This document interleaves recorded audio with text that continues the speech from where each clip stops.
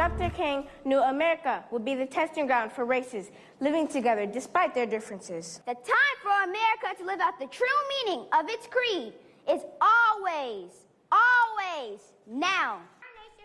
Oh my gosh, these young ladies, these young women, these young boys and girls there, powerful words from Houston students honoring Martin Luther King Jr.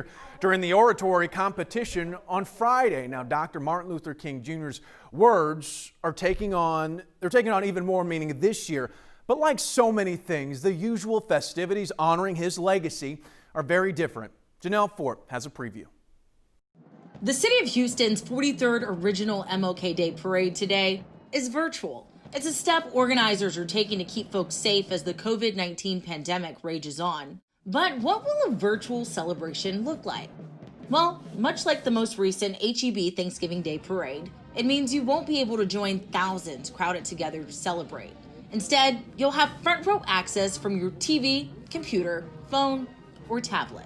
The program will look a lot like this, a mixture of clips from previous parades intertwined with clips of newly submitted performances. So don't worry, there will still be floats, bands, plus this year's Grand Marshals, Mayor Sylvester Turner and Harris County Judge Lena Hidalgo.